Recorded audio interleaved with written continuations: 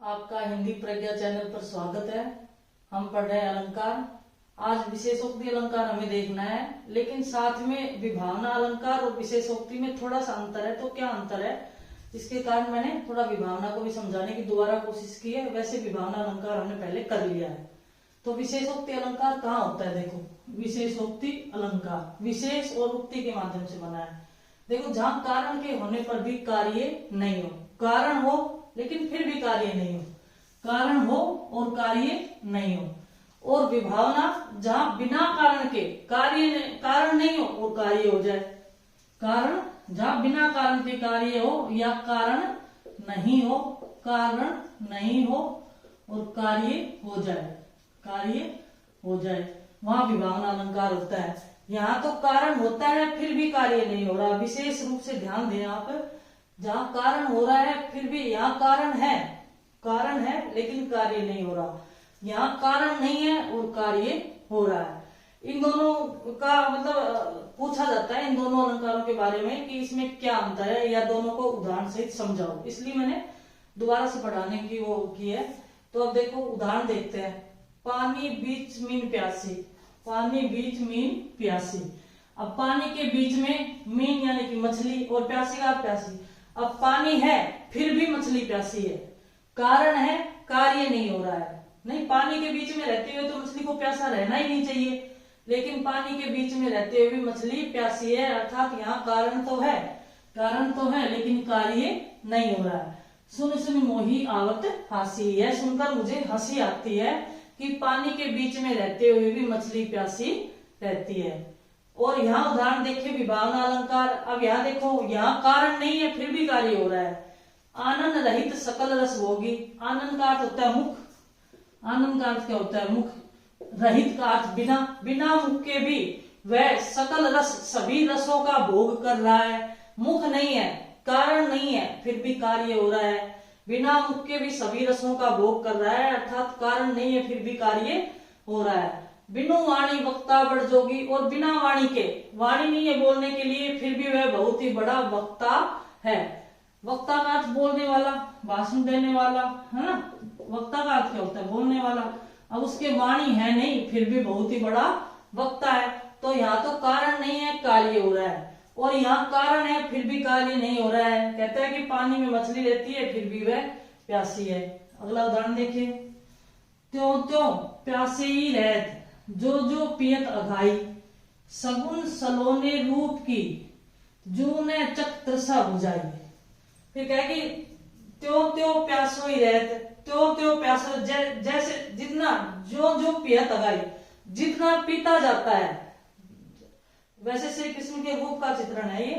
तो श्री कृष्ण के रूप को जितना पीता जाता है, अर्थात अपने हृदय में श्री कृष्ण की छवि को जितना जितना बसाना चाहता है, त्यों त्यों प्यासो ही रहत, उतनी उतनी उसकी इच्छा प्यासा ही रह जाता है। यानी कि इच्छा और अधिक श्री कृष्ण के स्वरूप को, उसके गुण को, उनके रूप को अपने हृदय में बसाने की रहती है।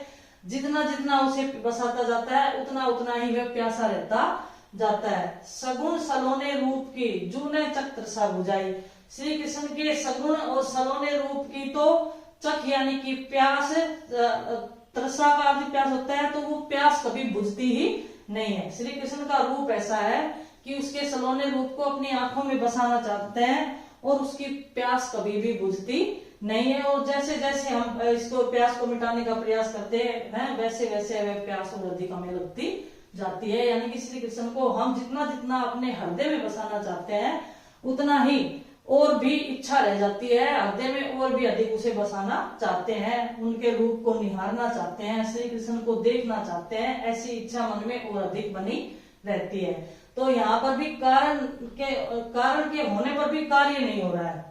ठीक है, कारण तो है, श्री कृष्ण पास में है, उसका रूप हम प्राप्त करना चाहते हैं, लेकिन फिर भी इच्छा मन में रह जाती है, मन तृप्ति नहीं हो रहा है। आगे इसका देखो, विभावना अलंकार का। सखी इन नैनी ते घनहारे, बिनहि ऋतु बरसत निशिवासत, सदा मलिन दो उतारे। सखी कह रही कि इन नैन, इन आंखों से तो घन भी हार गए हैं, बादल भी हार गए हैं। ये बिना ही ऋतु के, यानी कि बिना ही वर्षा ऋतु के दिन रात, निशी वासर का अर्थ क्या होता है? निशी का अर्थ रात्रि और वासर का दिन, रात और दिन सदा मलिन दो तारों की भांति बरसते रहते हैं। तो यहाँ पर तो कारण नहीं है फिर भी कार्य हो रहा है। बिना पावस ऋतु के, बिना बरसात की ऋतु के ही आंखें बरसती रहती है, और यहाँ पर कारण है फिर भी कार्य नहीं हो रहा है। आगे और उदाहरण देखते विशेषोक्ति अलंकार की, क्योंकि हमने विभावना अलंकार पढ़ लिया है तो इसके आप उस वीडियो में जाकर देख ले, विभावना अलंकार की जो वीडियो बना रखी है। अब मैं इसमें आगे विशेषोक्ति अलंकार के ही और उदाहरण लिखती हूँ, वो देखते हैं आगे। विशेषोक्ति के अगले उदाहरण देखते हैं। तीसरा, बसी अनुरागी मन माही, पी अनुरागी ना भय। कि अनुरागी का अर्थ होता है प्रेम, मन माही मेरे मन में। एक नायिका कह रही है कि मेरे मन में बहुत ही प्रेम भरा हुआ है, पी अनुरागी ना भई, लेकिन मेरे प्रियतम जो है वो अनुरागी यानी कि वो मुझसे प्रेम नहीं करते। मेरे मन में प्रेम है यानी कि कारण है फिर भी कार्य नहीं हो रहा। मेरे मन में तो उनके प्रति बहुत अधिक प्रेम है, लेकिन मेरे प्रियतम का मेरे प्रति प्रेम नहीं है। पी अनुरागी ना बढ़े, तो यहाँ पर कारण हो रहा है पर कार्य नहीं हो रहा है। आगे देखें, नीर भरे नित प्रति रह तब उन्हें प्यास बुझाई।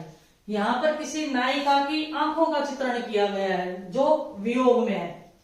वियोग अवस्था में कोई नायिका है। वियोग अवस्था होती क्या है कि किसी का पति परदेश चला गया हो, दूर चला गया हो, उसे छोड़कर चला गया हो, और उसके विरह में अगर वह आंसू प्रवाहित कर रही है, बहा रही है, तो उसे क्या कहते हैं, वियोग अवस्था कहते हैं। संयोग अवस्था और वियोग अवस्था दो होती है। तो नीर भरे नित प्रति रह तब उन्हें प्यास बुझाई। एक नायिका कह रही है कि नीर भरे यानी कि पानी से भरे हुए, नित प्रति हमेशा ही रहते हैं, तब उन्हें प्यास बुझाई, तब भी मेरे इन नेत्रों की प्यास नहीं बुझती। मेरे नेत्र हमेशा ही नीर भरे हुए रहते हैं, अर्थात आंखों में आंसू आए रहते हैं। नीर भरने का तात्पर्य ऐसा थोड़ी ना है कि आंखों में कोई पानी भरा रहता है। यहाँ नीर का तात्पर्य आंसुओं से है कि मेरे आंखों में हमेशा ही नीर भरा रहता है, यानी कि आंसू भरे रहते हैं, तब उन्हें प्यास बुझाई, लेकिन फिर भी मेरे हृदय की प्यास नहीं बुझती है। तो यहाँ पर भी कारण है, नीर भरा हुआ है, लेकिन फिर भी प्यास नहीं बुझ रही है, तो यहाँ विशेषोक्ति अलंकार है। आगे देखें, दौलत इंद्र समान बढ़ी पैसुमान को नेक गुमान न आयो। इसमें बताया कि दौलत तो इंद्र के समान बढ़ गई, और जब किसी की दौलत बढ़ जाती है तो उसमें घमंड आ जाता है, गुमान आ जाता है, लेकिन पर उसको जरा सा भी घमंड नहीं आया। कारण तो है कि दौलत इंद्र के समान बढ़ गई है, लेकिन उसे घमंड जरा सा भी नहीं आया, कार्य नहीं हुआ। कारण है, कार्य नहीं हो रहा है, तो यहाँ विशेषोक्ति। अगला अलंकार देख रहे हैं, व्यतिरेक अलंकार। व्यतिरेक अलंकार में उपमेय और उपमेय में क्या है कि हम हमेशा ही उपमेय की तुलना उपमान से करते हैं, लेकिन इसमें उपमेय का उत्कर्ष दिखाया जाता है, यानी कि उपमान से बढ़ चढ़कर उपमेय को बताया जाता है। ठीक है, जहां उपमेय की तुलना में उपमान का उत्कर्ष दिखाया जाए। उत्कर्ष दिखाना है यानी कि उपमान को तो हीन बता दिया जाए और उपमेय का उत्कर्ष दिखाया जाए, उसे उपमान से अच्छा बताया जाए, वहां पर व्यतिरेक अलंकार होता है। या आप कह सकते हैं कि जहां पर उपमान को हीन बताया जाए, आप ये कह सकते हैं जहां उपमान को हीन बताया जाए,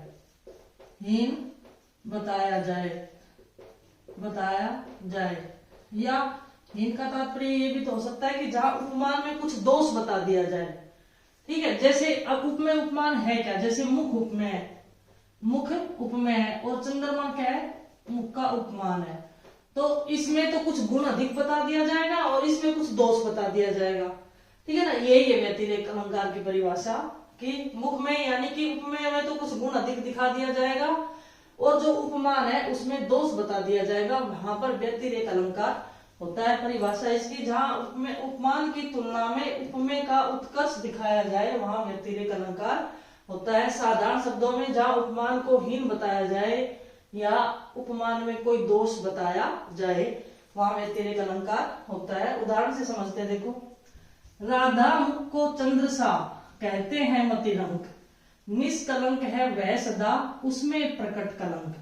अब कवि कह रहे हैं कि राधा के मुख को चंद्रमा के समान कहते हैं मतिरंक, जो अपनी बुद्धि से गरीब है, अर्थात जिस लोगों में बुद्धि नहीं है। मति रंक का अर्थ वैसे तो गरीब होता है, लेकिन बुद्धिहीन व्यक्ति यहाँ पर बुद्धिहीन जो व्यक्ति है वे राधा के मुख को चंद्रमा के समान कहते हैं।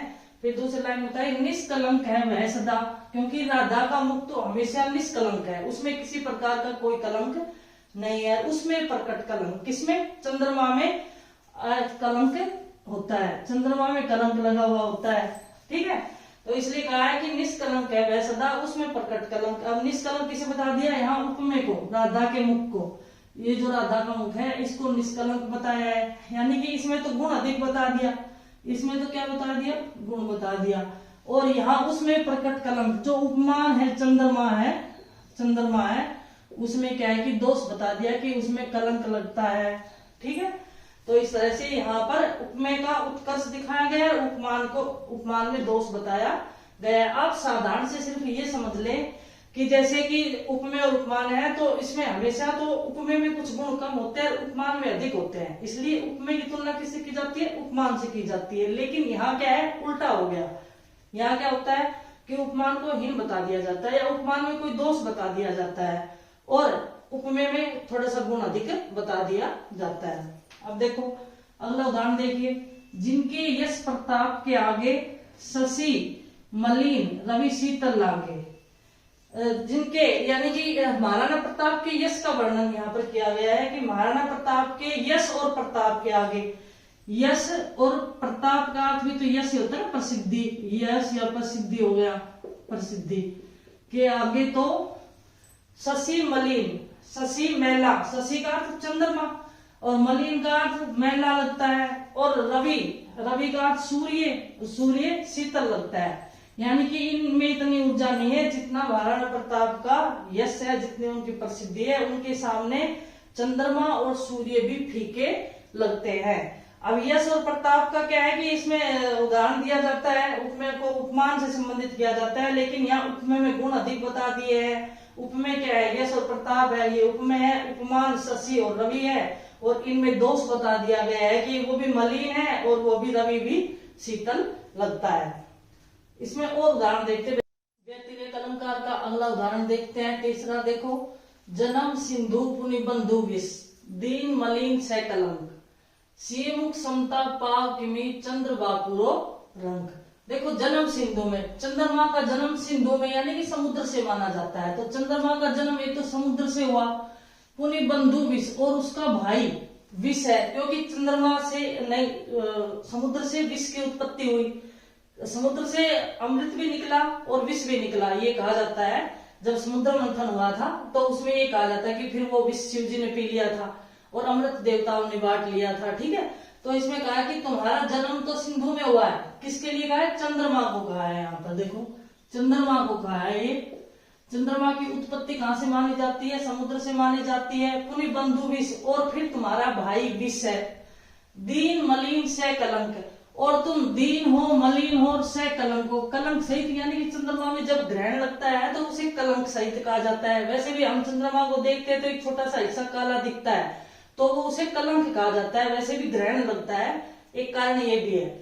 दीन हो, मलिन हो, सै कलंक हो, कितने सारे दोष उपमान में बता दिए गए हैं। अब चंद्रमा तो उपमान है ना, चंद्रमा तो उपमान है और उपमान में ये सारे दोष बताए गए हैं, जबकि उपमेय में कोई दोष नहीं बताया गया है। और यही व्यतिरेक अलंकार था जहां पर उपमान में दोष बता दिए जाए और उपमेय में गुण अधिक दिखा दिए जाए। अब देखो, सिय मुख समता पाव किमी चंद्र बापुरो रंग, कि वह सीता के मुख की समानता कैसे प्राप्त कर सकता है? सिय मुख समता, समतागत समानता पाव किमी कैसे प्राप्त कर सकता है? चंद्र बापुरो रंग की, चंद्रमा तो बेचारा बहुत ही गरीब है। समझ आया होगा ये उदाहरण आपको कि यहाँ पर एक तो दिमाग में आप ये रखे कि यहाँ पर उपमान में दोष बताया जाता है और उपमेय में गुण बता दिया जाता है।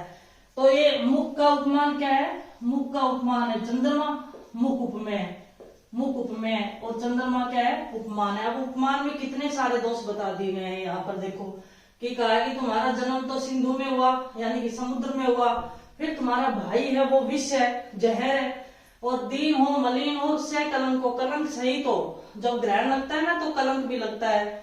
सिय मुख समता पाव किमी, जबकि ये एक भी दोष सीता के मुख में नहीं है, तो सीता के मुख की समानता तुम कैसे प्राप्त कर सकते हो? यार सीता का मुख क्या है? उपमेय है, सीता का मुख क्या है, उपमेय है। यहाँ पर सीता के मुख की समानता तुम कैसे प्राप्त कर सकते हो, चंद्रबाबू रंग, चंद्रमा तो बेचारा गरीब है, यानी कि बहुत सारे उसमें दोष है। अगला उदाहरण देखते हैं। सी मुख शरद कमल जिमी किमी कही जाए। सीता के मुख को शरद के, शरद ऋतु, शरद का अर्थ है शरद ऋतु के कमल के समान कैसे कहा जाए। कहा कि सीता के मुख को शरद ऋतु के कमल के समान कैसे कहा जाए, किमी का अर्थ कैसे कही जाए, कैसे कहा जाए। निशी मलिन वह, निशी मलिन वह, निशी यानी कि रात्रि को, मलिन यानी मुरझा जाता है। कौन कौन, कमल। यहाँ पर कमल उपमान है, कमल क्या है, उपमान है। सीता का मुख क्या है, उपमेय। सीता का मुख उपमेय हमने पहले लिख रखा था, यहाँ भी सेम मुख है, यहाँ भी सेम मुख है, तो ये तो उपमेय है और कमल उपमान है। तो कहा कि सीता के मुख की तुलना शरद के कमल से कैसे की जाए। निशी मलिन है, अब जो है कमल है वह तो रात्रि में मुरझा जाता है, मलिन हो जाता है, मुरझा जाता है। निशी दिन यह विकसा है, लेकिन निशी दिन यानी कि दिन और रात, निशी का अर्थ रात होता है और दिन का अर्थ दिन, रात्रि और दिन में यह विकसा है यानी कि खिलता रहता है। विकसाना का अर्थ क्या होता है, खिलता रहता है। सीता का मुख तो दिन और रात खिलता रहता है और जो कमल होता है वो रात्रि में मुरझा जाता है। तो इसलिए सीता के मुख की समानता कमल से कैसे की जाए, अर्थात नहीं की जा सकती। यही उपमान में कमी बताई है और उपमेय में अधिक जो है गुण बताए गए हैं। आगे देखो। का सरवरी ते देही मयंकु चांद कलंकी वह निष्कलंको। यहाँ सरवरी का अर्थ है समानता से, सरवर तालाब नहीं है यहाँ पर, सरवरी का अर्थ समानता, समानता। क्या समानता, ते ही देही मयंकु उसके शरीर की सुंदरता की समानता सीता के शरीर से कैसे की जा सकती है। चांद कलंकी, चंद्रमा में तो कलंक है, वह निष्कलंक, उसका मुख तो, उसका शरीर तो बिना निष्कलंक है, यानी कि उसमें कोई भी कलंक नहीं है। उदाहरण इसी प्रकार के है, लगभग सीता का मुख, राधा का मुख, इसी तरह इसके उदाहरण इसमें दिए गए हैं। लेकिन मूल रूप से आप ये बात याद रखें कि उपमान में यहाँ पर दोष बता दिया जाता है, उपमेय में गुण अधिक दिखा दिया जाता है। जबकि उपमा अलंकार में क्या होता है कि उपमेय में कम गुण होते हैं, उपमान में अधिक गुण होते हैं, तो हम उसकी तुलना करते हैं उससे, ठीक है ना, समानता प्रदर्शित करते हैं। किसी के मुख की सुंदरता का वर्णन हमने चंद्रमा से किया, इसका मतलब हम मुख को चंद्रमा से, मुख से ज्यादा चंद्रमा को सुंदर मानते हैं। किसी के मुख की सुंदरता का वर्णन कमल से कर दिया, इसका मतलब हम कमल को ज्यादा मानते हैं। लेकिन यहाँ पर विपरीत हो गया है, ये बात आप ध्यान रखें। यहाँ पर उपमान में कुछ दोष और उपमेय में कुछ अधिक गुण बता दिए जाते हैं, वहां व्यतिरेक अलंकार होता है। आपकी 12वीं क्लास में जितना भी जो सिलेबस था उसके अनुसार जो अलंकार दे रखे थे वो आज कंप्लीट होते हैं और आगे कोई और दूसरा टॉपिक शुरू करते हैं। इसमें तो इतना ही। धन्यवाद।